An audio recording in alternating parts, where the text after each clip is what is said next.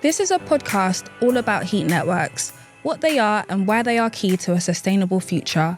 In addition, we'll also discuss the latest news and innovations in this rapidly growing industry. I'm part of the marketing team here at Switch2. Switch2 Energy are experts in heat networks with over 35 years operating and maintaining community and district heated buildings. Join me as we find out what's to come for heat networks. I'm Remi Adeleke and welcome to Get Heated. This is episode 2 of the Get Heated podcast, and this time we are focusing on heat network regulations and customer protections. Our very own Yannick Croston, Business Support Manager here at Switch2, is with us to share his knowledge. We're also really pleased to welcome a guest with expertise in customer protections. It's Anne Pardo, Principal Policy Manager in Heat Networks from Citizen Advice. And Yannick, welcome to Get Heated. Thank you very much. Thank you. So starting with Anne, tell us about your role at Citizen Advice and what your experiences with heat networks have been so far. Thanks very much. So I've been at Citizens Advice for about 13 years now. And in that time, I've worked across a range of consumer markets, including financial services, postal services and telecoms. Made the move over to the energy team about 2 years ago now. First of all, I was sort of leading on our energy retail work on prepayment meters, affordability, smart meter rollout. And all of that's given me really good grounding as I start this new role in the heat networks team at Citizens Advice as we prepare for our new role as the statutory consumer advocate and advice provider in the sector. As a relative newcomer to heat networks, I've been really struck by just how big the industry is and how complicated it is. I've also been struck by how few consumer protections consumers on heat networks have compared to other essential sectors like the rest of the energy market and telecoms and financial services. I'm really hopeful that the new regulatory framework that we've got coming in will help to resolve that. On a more positive note, also really convinced by the larger role that heat networks can play in the heat mix as we move towards net zero. And again, really looking forward to working with my team to help shape that in the way that works best for consumers. And Yannick, tell us about your experience with heat networks and your background at Switch2. Yeah, so I've been at Switch2 for 5 years. I've previously been responsible for frontline operational teams. So that's given me a real insight in terms of our billing, customer services, debt recovery. It probably gives me a first-hand experience in terms of and reference in terms of what consumers actually go through, in terms of the challenges that they've probably faced over the last few years, such as through the energy crisis. Prior to joining Switch2, I worked for quite a few years at one of the domestic big six energy suppliers. So again, from a regulatory standpoint, being able to kind of see the difference from one market that's very heavily regulated and then moving over to a heat network to kind of find that the market isn't regulated is a massive change. I think I bring a kind of a unique perspective to kind of understand what the consumers have kind of been going through and trying to merge that and combine that into getting prepared for regulation. So getting into the topic today, starting with Anne, can you explain to us the recent changes in heat network regulations, including any new regulations that have been introduced and how these changes will affect residential heat networks? Yannick and I have sort of mentioned already, the sector doesn't have a huge amount of regulation at the moment. Mm-hmm. A number of organisations, including Consumer and Markets Authority and Citizens Advice, have been calling for the market to be regulated for a number of years now. The Energy Act 2023, so last year, finally laid the legal framework needed for that to happen. So the plan is that Ofgem, the current regulator for mains gas and electricity, will become the regulator for heat networks as well. And Citizens Advice and Consumer Scotland will have a formal role as the statutory consumer advocates and also providing new advice services for consumers. And finally, the Energy Ombudsman will expand its remit to include more heat networks as well. We still need a couple of statutory instruments to be laid in Parliament, which is sort of secondary legislation, which will formalise those roles and also give us the final timeline for when heat networks regulation will be introduced. We don't have clarity on that yet. Okay.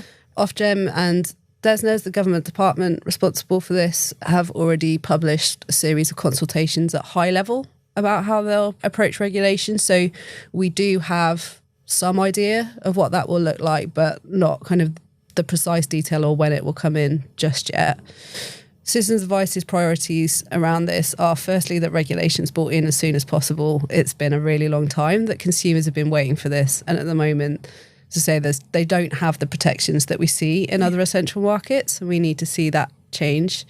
The second is that, as a broad principle, we'd like to see regulations brought into sort of the same level and outcome of regulation for heat network consumers as we have in the retail gas and electricity sectors. And finally, that consumers of all heat networks receive the same level of protection so that it doesn't vary according to the size, age, that sort of thing. We're in full agreement in terms of obviously getting the same kind of protections involved. I think for a consumer that moves into a property that's on the heat network, that there's no difference to them in terms of the actual usage that they have. It's, why would there be any difference in terms of if it's a heat network and there's a supply and a demand for the heat during the winter, you expect the same reliability, efficiency, cost, etc., customer service. There's no difference. So I think when customers on the heat network at the moment have experienced some challenges and they might want to go to a redress scheme such as the Ombudsman, to kind of be told that you can't go to the Ombudsman, there's no way to escalate it, seems pretty unfair. And especially when you're trying to come to a resolution and provide a resolution. So I think, in terms of regulation, is going to be a great thing in terms of provides that transparency for residents. But I echo everything that Anne says. I think that's the overall aim, is to kind of create this minimum benchmark that we'll reach and attain and provide that transparency for residents to say, actually, regardless whether you live in a domestic property or whether you live in a heat network, it's the same in essence. And you have mentioned about Ofgem and DESNZ being a part of the regulations, but who else, what other main bodies are involved in regulations? I think the main one for us at the moment has probably been, in the last couple of years, has probably been the Heat Trust. So the Heat Trust is a voluntary organisation that was set up for consumer protection. And it's great what they've been trying to do in terms of obviously set up for guaranteed service payments and ensure that, customers do have a redress scheme and those customers who are eligible can go to the Ombudsman. I think the challenge has been is that you have to register to be a participant of the Heat Trust. So again, it's how do you take your obligations seriously? So we are a registered participant at Switch2, so we sign up to Heat Trust, so we are liable for guaranteed service payments. We get audited in terms of our site, so we'll have to provide our flow and return temperatures. We have to make sure we document how many vulnerable customers we have at the scheme. But on the flip side, you have other heat networks that don't adhere to any regulation and probably have no willingness to sign up to the Heat Trust. So I think Heat Trust out of the current people in terms of groups of organisations are probably the one at the moment of the organisation closest to it. I think you have other organisations within there who are helping to support. So the Energy Ombudsman for customers who can go there are a great source. And I think there's also other charitable organisations and sectors that play a part in it in terms of the future. So National Energy Action would be one that I can think on top of my head. And then there'll be others in terms of Citizen Advice Bureau, Consumer Scotland. So there are a few that are involved. But I think, as Anne said, the main ones are Ofgem, DESNZ, at the moment, but there are quite a few stakeholders involved in those consultations. So a question to you both. How has your experience and engagement been with Ofgem in relation to heat network regulations? Engaging with Ofgem as the regulator is a really big part of what we do as a statutory consumer advocate. So we do that through formal routes like responding to consultations, but we also have regular meetings with Ofgem where we'll provide insights from our frontline advice services and also consumer research which we carry out. And we also draw on our expertise within the heat networks market, but also within the broader essential services market to provide insights on what's working well in the market at the moment, what's working less well, where the problems are, and also what we think the solutions should be. And then also as kind of decisions are being made about the future of the market, we make sure that the consumer perspective is in there as well.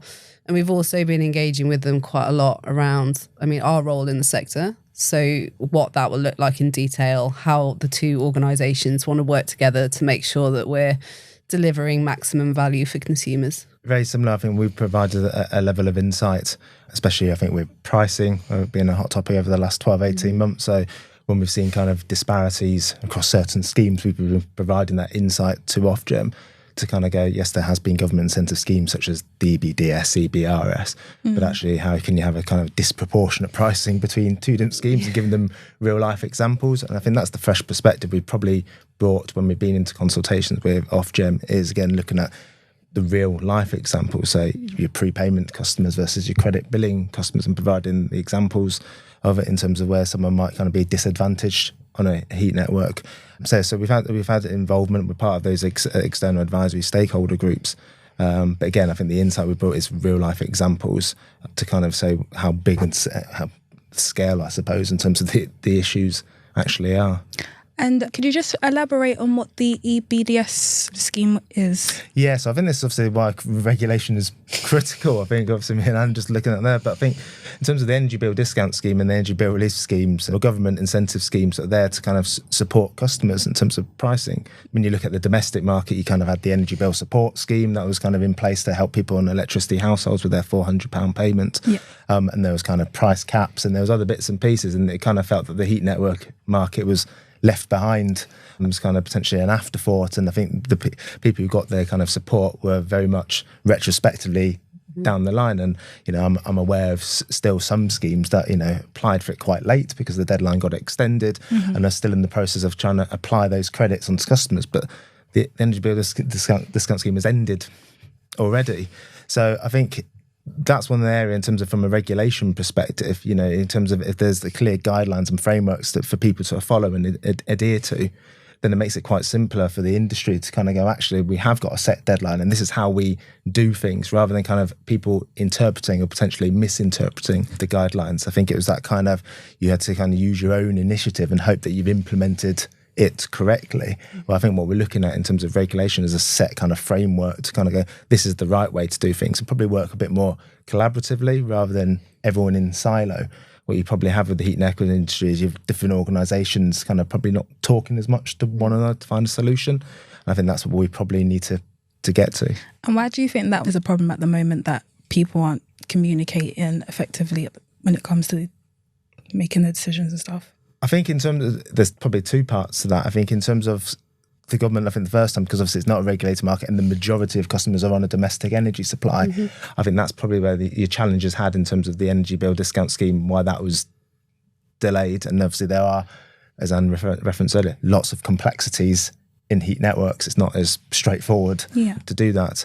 In terms of obviously the industry probably not working together at the moment, I think because probably historically we haven't kind of collaboratively worked together, probably means that people are, again, just naturally working in silo because they're probably looking after their interests and what they need to do. So if you're a billing agent, you kind of do what you need to do for your residents. But what we should be doing as an industry is kind of working together, sharing best practice, again, and then we'll probably achieve the common objective, which is, again, treating customers fairly. So another question to you both. How are regulations going to affect residents within residential heat networks? Hopefully it'll have quite a big impact because we're starting from a pretty low bar, as we've talked about, in terms of the level of regulation that's there at the moment compared to the broader energy market, but also pretty much every other essential service market that's out there. I can sort of talk a little bit about what our priorities would be in terms of how we'd like to see regulation addressed. So I think a big one for us is around affordability and debt collection. At the moment in the retail energy market, you've got quite a detailed rule book, which are well established that suppliers are expected to follow, including around debt and discollection. And it's not always perfect. I mean, look at the example of the prepayment meter scandal that we've seen over the last couple of years, but it does kind of set out the expectations for suppliers. And also there's the threat of Ofgem taking enforcement action, including fines against them. So we want to see debt and disconnection rules which mean that people are treated with dignity and respect and not seeing people aggressively chase for money which they simply can't afford to pay. And also around disconnection, making sure that people, particularly those in vulnerable circumstances, aren't disconnected and left without heat and hot water through those cold winter months.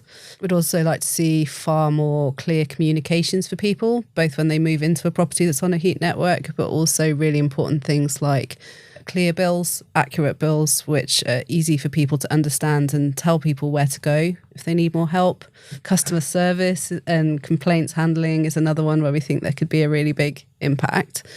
And then I guess like shifting away from the Ofgem side, the sort of new regulatory framework will also deliver more advice services for consumers of heat networks compared to other sectors. There is relatively poorly resourced advice services, and that's going to change, which will be really positive for people. And finally, kind of opening up those ombudsman services to help people to resolve their complaints outside of Heat Trust members. So there's lots of wins for consumers, starting from a low bar. But those would be some of the things that we'd be looking for. And what was that free payment scandal that you mentioned? I'm intrigued. Oh, you're going to get me in trouble here. So it was a few years ago, about 2 years ago now, there was a Times undercover investigation into practices around forcing people onto prepayment meters for gas and electricity.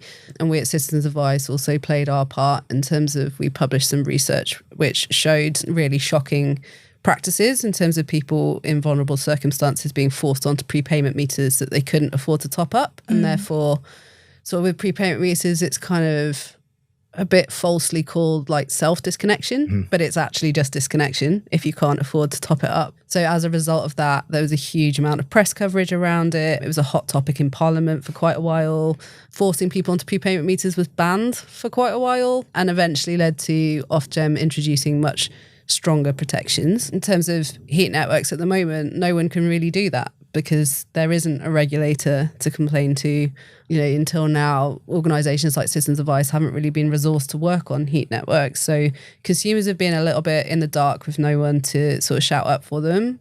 A lot of organisations have been doing their best, but regulation should bring forward that sort of more detailed rule book and people being better resourced to champion consumers and make sure that they're protected. I think prepayments an interesting one because I think obviously you look at in the last few years as well, you see examples where people in the domestic market are charged differently on a prepayment unit. So, you know, they're on a more expensive tariff than someone who's on credit billing, and you kind of go, well, how's that fair? You're still getting the same service as you would do. So, yeah, I think for us, obviously, the list is very long in terms of what regulations is going to bring for consumers. So I probably won't repeat what Anne just said. I think probably from the other side is the technical assurance standards that'll be in place in terms of the efficiency of the network, ensuring it's doing what it should be doing. So probably the reliability is probably the key one. So, you know, when people are using it the most, which would be during the winter period, you know, reducing those numbers in terms of site outages and making sure that it's fit for purpose, the system is fit for purpose, but people are investing their time and funds to improve the system and the efficiency of the system, which ultimately will reduce the costs in the long term. Again, and then if you're regularly maintaining the equipment and you're going into the property and doing the heat interface units, they're kind of the bits that you expect kind of be in there, where you kind of have minimum expectations that, you know, if you're on a heat network, that someone will come into a property X amount of times to, you know, to kind of check that it's doing what it should be doing. And then everything else from a customer service perspective, again, it's just with parallels to the domestic market, is actually getting it ready and fit for purpose. Right, so next question. Starting with Anne, can you talk us through how customer protection differs in the heat network industry from the gas industry?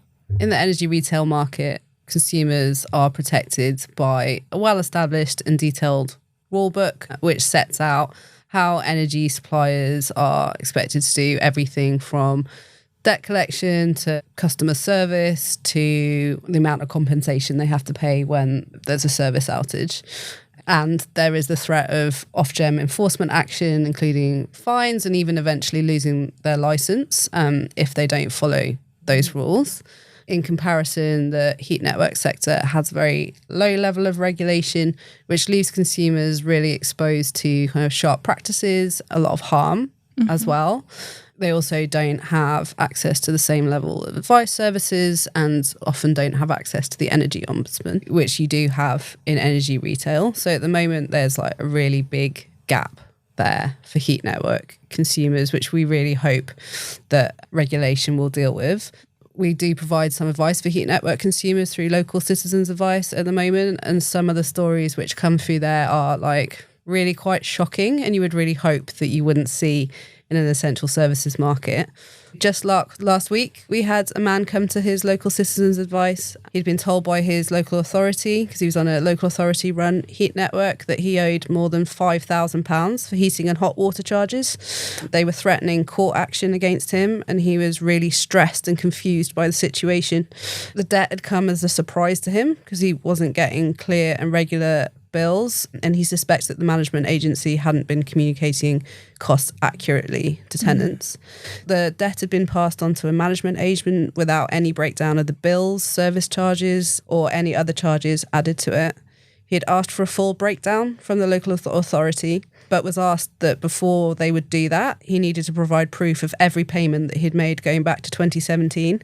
And this was really difficult to provide. It would require proof of more than 80 payments made from different accounts. So when this man came to us for help, he was sort of a bit of a loss of where to go. The rules in the regulation that we have in the energy retail market isn't always perfect. We do see cases where things go wrong.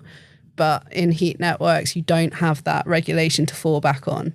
And in terms of as an advice provider, the routes that we have to help people to find a way to resolve that are much more limited, because there aren't those rules in place to say, well, you are breaking X, Y, Z.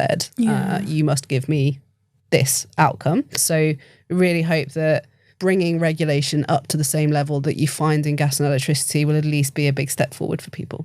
Yeah, I think on that example there, in terms of, again, there seems there's significant breaches across the board, and even it's something that's dating back to quite a few years. If we're adhering even now to kind of like a back billing principle, in essence, if a supplier's made an error or billing agent's made an error, that should be at least limited to 12 months. We're talking quite a few years.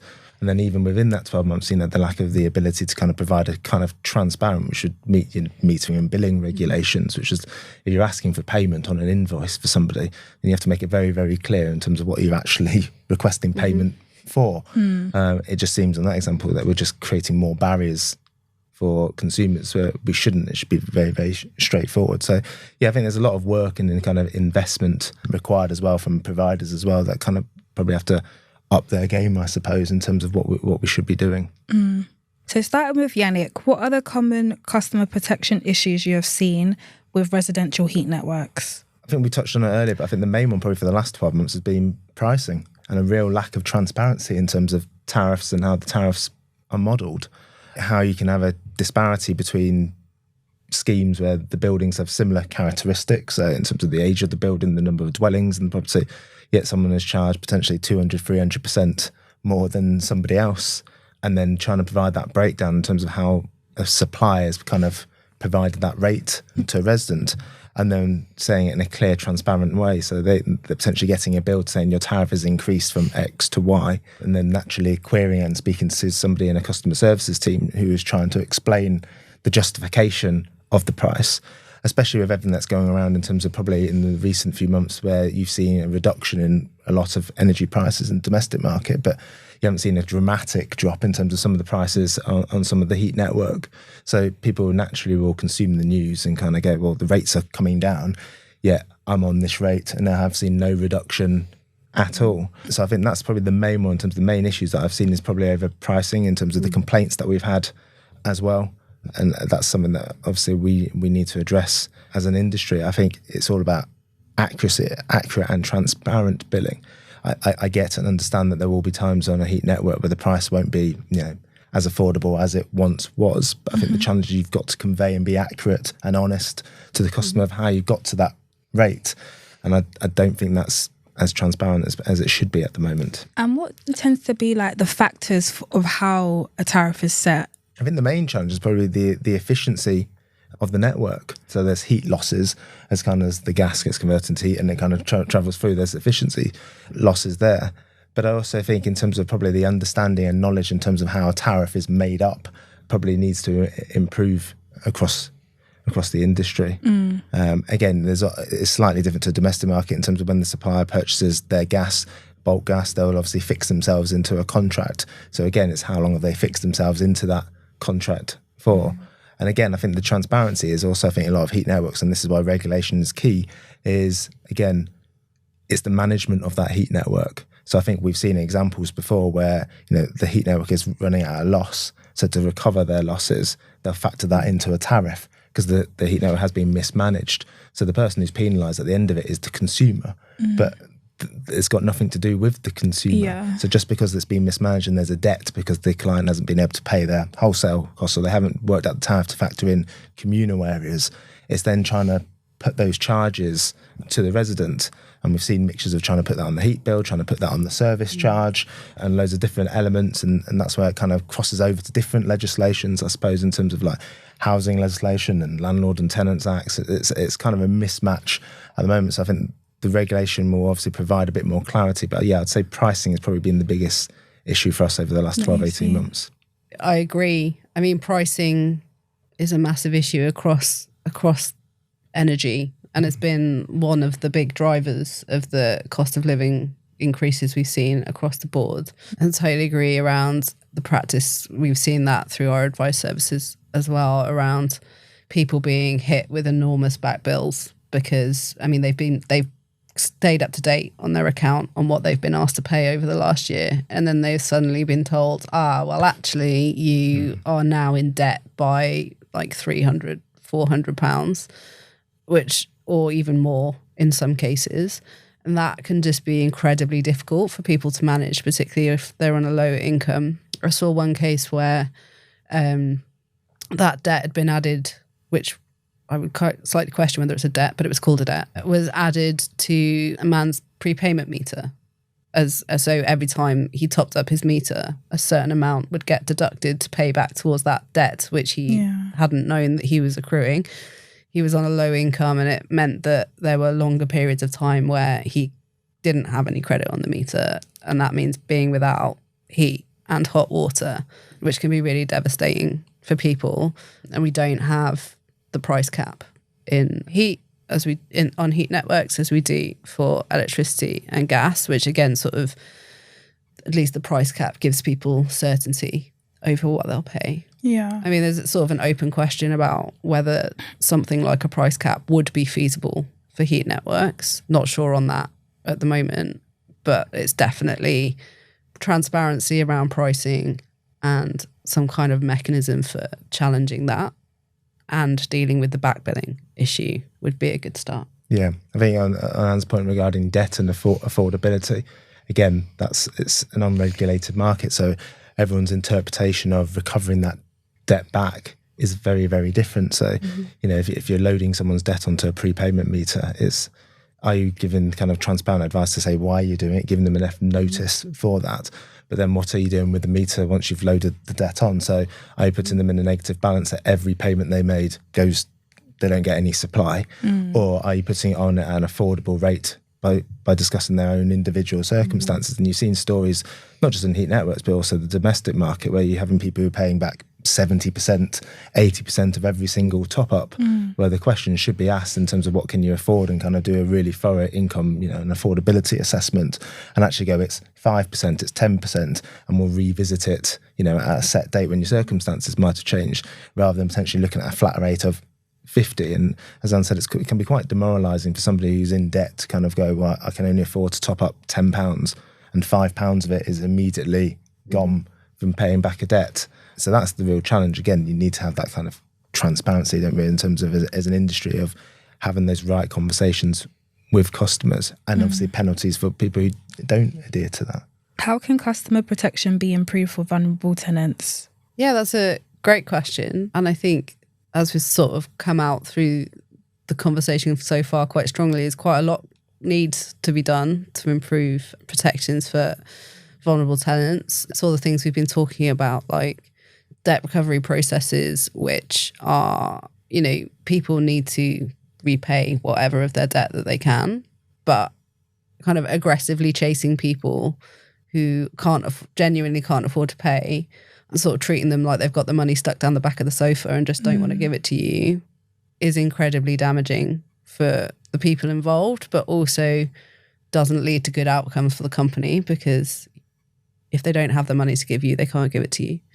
Also around clearer and tougher rules around when you can disconnect people from their supply, particularly during the winter months, and particularly for those customers who are in vulnerable circumstances who would be at risk of even worse harm if they're disconnected through the winter. Also things like a priority service register, which you have in other sectors, which is a way for companies to quickly identify which of their customers are more likely to need support in the event of things like a service outage. So kind of who's going to need support most in those circumstances? Yeah, I mean, we have a priority services register at Switch2, which we regularly maintain. I'm in the process of trying to revamp it, I suppose, with Ofgem coming, so it kind of falls in line with the existing framework. But it's, again, that has to be more than just a tick box exercise. So for every vulnerability that you capture, is what's the end result, or what is the service that you're offering on the back of it. So whether it's kind of a service outage, so you have a group of customers that you would go to and offer, whether it's temporary heating solutions, whatever it may be, but customers who might need an accessible bill, or communication, English might not be their first language and they might struggle to communicate. It's trying to get all of that information, but actually doing something with it. Yeah. So I think that's an improvement that has to be done across the board. I think from a debt perspective, I think I get the challenges of the industry in terms of with the heat networks, because ultimately you've got someone who has to pay the bulk bill, which is very different to fund or to supply heat or gas to the property. And after that bill doesn't get paid, you've run the risk potentially of the freeholder not being able to pay for the bill, which means that ultimately everyone gets disconnected. But I think there's a right way of managing the debt and having the right conversations with people. So I'd say in terms of better payment plans, we've seen that again, spreading the payment plans instead of kind of this very aggressive, letters of, we're going to take you to court, we're going to issue a CCJ, it must be paid back within 3 months. There has to be a kind of a realism in terms of organisations to kind of have to forecast that actually it's going to potentially take 12, 24, 36 months, and trying to think outside the box in terms of what happens if that resident can't afford to pay at this present time, what happens next. And you see that in the domestic market, you see different suppliers, whether it's different funds or whatever it is, they do forecast that there is going to be potentially some customers that can't afford to repay it back at that precise time. So again, we probably need to be very open-minded of how do you tackle the customers who are the most vulnerable customers that we have at the moment, and going down this methodology of, well, actually they currently being on a credit bill will force them onto prepayment. That doesn't help a vulnerable customer, because what you've done in effect is cut them off because they've said to you that they can't afford to pay anything, and you've put them on a mechanism where they can't afford to top up. This is, again, is a massive challenge. Yeah, I think you've raised a really important point there as well around, I guess, what we call bad debt. So debt which people can't afford to pay back. As you say, a lot of retail energy suppliers have sort of trusts and things which will help people, but they also have much larger, on the whole, customer bases where they can share the cost of bad debt across those. And there's an allowance within the price cap, which is to sort of cover a certain amount of debt which just won't be paid back. With heat networks, that's going to be much more difficult to replicate, because you might have some heat networks where there's 6 to 10 properties on there. So if 3 people within that block can't pay their bills, you quickly get into a situation which is really bad for the people, but also the heat network involved. So we also want sort of beyond just those sort of basic consumer protections for Ofgem, and we're going to play our part in thinking this through as well. But how do you replicate something that's on a bigger scale around sort of that bad debt burden, as you might call it, around, so where people can't pay that back? Is there a way to kind of spread that across the market? What are the different ways that we could do that? What changes or improvements would you like to see in upcoming heat network regulations related to customer protection? What I would say is that there are some good things that goes on at heat networks. I think that's I don't want it to come across as doom and gloom and there's loads and loads of improvements need to be. There are significant improvements that do need to be done. But I think as a whole, I think in terms of the end-to-end journey is what we're talking about in terms of from a customer perspective, aren't we? So in terms of we want the technical assurance standards right at the beginning. So when someone moves into a heat network, the system is reliable, it's efficient, etc. That translates into kind of billing. So you kind of want accurate billing. You want the charges to be transparent on a bill, and you want it to be laid out correctly and customers understand, their usage. But if customers are experiencing an issue, then again, it's that redress scheme, a thorough complaints handling process. And if they're struggling financially, again, a set guidelines in terms of how you handle the debt and manage the debt. So I think it's the end-to-end journey that's obviously regulation will naturally improve. And I think that we've got, and other people within the industry will have those those processes and procedures in place, but they all be at varying different scales. And I think what we all need to do is kind of reach a minimum benchmark to say this is the industry standard, which should be no different from a domestic retail energy standard. And then naturally, then you then push on, but it's getting to that point, and we haven't got long to go in terms of it's next year. So a lot of investment and training as well, and that's a key point. Training's a big one as well in terms of for the industry. I think the energy ombudsman is one that I can think of. It's scalable. So at the moment, you've got a limited pot of customers that can go to the ombudsman. Suddenly, if everyone on a heat network could go to the energy ombudsman because the complaint hasn't been handled correctly, it's having the right expertise at someone like the energy ombudsman to be able to deal with that effectively. So they're getting the right service from the ombudsman. I think one thing I'd pick up on, which I do really agree with, is around complaints resolution. So no matter how well a market works, no matter how well a particular firm works or like organisation works, like there's always going to be problems. And I think people understand that. People make mistakes, systems make mistakes, things fall through the cracks. Almost what is more important to people is that when something does go wrong, that they know how to get it resolved. It's simple. They're not fobbed off, passed between 6 different organisations going, oh, well, that's not my department. Sorry, it's this department. So I think like having really clear routes for people to follow that work really well is just so important for everyone involved. I mean, I don't think, sort of talk quite negatively about standards in the sector. I mean, I don't think like the vast majority of organisations aren't trying to do bad things to people. It's just often a lack of understanding about what good looks like, about how to achieve their goals in a slightly different way, a lack of resourcing maybe on their sort of customer service end. And I think it sort of takes back round to as well that sort of collaboration point. So in order to like support people really well, you kind of need all of the organisations that are involved in a sector to be working well together and sort of almost having a feedback loop. So for example, people come to us for advice. Like it's really helpful for us if we have clear referral routes through to energy companies. So in this case, it would be a heat network where we have a clear established process to follow, where we can kind of get someone to the right person to solve their problem in the quickest amount of time. Same with sort of energy ombudsman. Like we'll refer people through to the energy ombudsman. And it's just about people knowing, so customers knowing which organisation to go to in the first instance when they've got a particular problem, and that from there it's really seamless to them. So we can sort of get them all around the system to get them the outcome that they're looking for.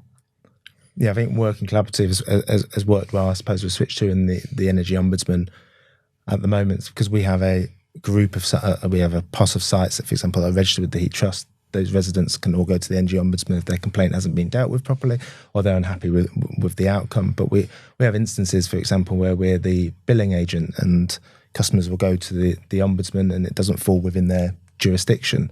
Because of the relationship we've built, the ombudsman, through consent of the customer, will still contact us to say, we've got a customer, doesn't fall within your jurisdiction. However, they've got a complaint, and from reading the complaint, it's something that you should be made aware of. And I think that's what we need to kind of go is actually, it doesn't matter whether they're covered by the ombudsman at the moment or not. There's still an unhappy customer who's had a really poor service. So how do we actually go about fixing that? So yeah, again, it's working together to improve practices. Yeah. What are the opportunities for heat network regulations?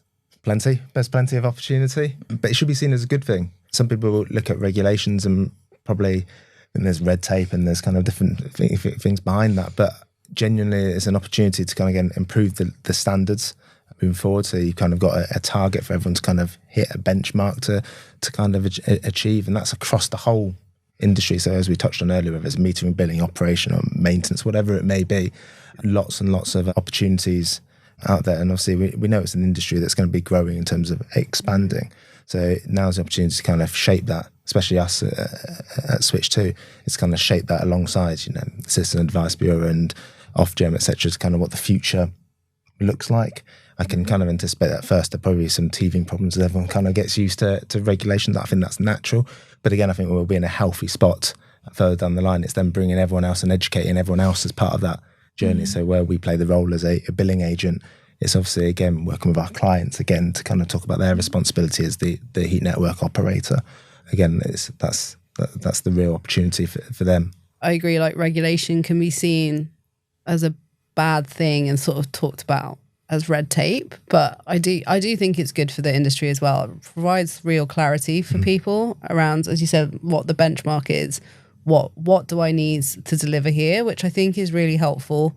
I think it also provides more clarity for investors as well, as we get more clarity on what the framework looks like. So what are we investing in? Like, it'll be a good quality product, like people will like it. As I said at the start, I'm like really convinced that heat networks can and should play a bigger part in the energy sort of heat mix as we go forward towards net zero. But I think a really major part of that is going to be consumer confidence in and the reputation of heat networks. So if you get to a situation where all of, the newspapers, all you ever hear is that, people on heat networks are having a bad experience, like they're not protected, like all of these sort of horror stories, then people can't switch off a heat network, but you'll get to a situation where people don't want to move into properties where there's a heat network. And that'll be massively damaging for the industry. And I think regulation will drive up those standards and also mean that companies who are doing the right thing aren't disadvantaged because people are undercutting them with bad practices. I think just for an example of like where this can kind of go wrong is the smart meter rollout, where that's actually a much simpler thing for consumers than being on a heat network. And like there are huge benefits to consumers, but the rollout hasn't been handled in the best way. And the reputation of smart meters has taken an absolute hit in a lot of the media, which has driven people to not want to have a smart meter. And I think like without good regulation in the sector and driving up standards and making people feel safe and like even that, oh great, this property's on a heat network, I'm gonna definitely buy or like move into that rental now, is like a really good opportunity and just like so important if heat networks are going to grow. Yeah, I think the improvements, again, from a regulatory perspective, I can think of an example that we've dealt with where you're looking at unmetered heat networks where customers are kind of paying a flat fee with no kind of transparency in terms of what they're actually paying based on any usage. So again, investing in the right kind of equipment, installing your meters into those properties so you can provide accurate billing for customers. So whether they see it on kind of a heat interface unit or whether they see it on their bills, again, there's an opportunity to kind of improve certain heat networks at the moment that are kind of below the standard that they actually need to be. Given the challenges and opportunities we've highlighted in this episode, how can companies like Switch2 and organisations like Citizen Advice be helpful? So I think I'll speak for Citizens Advice as that's who I work for. So I hope that we can bring a huge amount of value. So as part of our new role, we'll be launching new advice services for consumers. So I hope we will provide a lot more support for people and help them to find a way forward like we do in so many of the sectors that we work in at the moment. Also be taking our insights from those frontline services, so the sort of case studies that I've been talking about and the trends that we'll be able to see in our data and the consumer research that we'll do, and sort of feeding those insights back to industry, Ofgem and DESNZ to help everyone understand where the problems are, shine a spotlight on those and put some solutions forward. We do want to build like strong and collaborative relationships with the industry. It doesn't mean that we won't be strong when we need to, but I think we really want to understand the sector really well and the people that work within it so that we're making sure that we're understanding the industry side of that as well. So you can find me on LinkedIn and Twitter. Do reach out. I'd love to have a chat. I think for Switch2's clear objective is kind of be the market leader in terms of regulation. So again, we want customers to have complete faith in the service that we're providing. So again, we want reliable equipment, we want accurate bills, we want great customer service. But again, we want to build on the relationships that we have in terms of with Ofgem, DESNZ, Citizen Advice, Energy Ombudsman. There has to be a full kind of transparency. So when customers are talking about reputation, they're talking about that they're on a heat network provided by Switch2, they know what they're getting into. And if they were unhappy with the service, again, there is a clear process, procedure in place that is transparent and fair for the customer. So I think that's our opportunity, is kind of being the market leader for people to kind of want to aspire to kind of follow, what we're doing at the moment.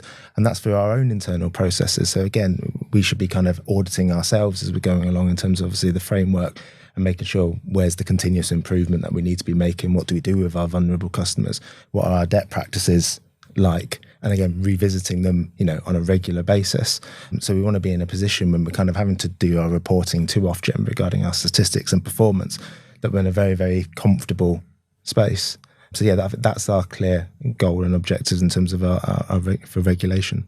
So that's all we've got time for this episode. So thank you to our guests, Anne and Yannick, and thank you guys for listening to Get Heated. Thank you for listening to Get Heated. We're a new podcast looking to grow, so please hit the subscribe button on your podcast provider.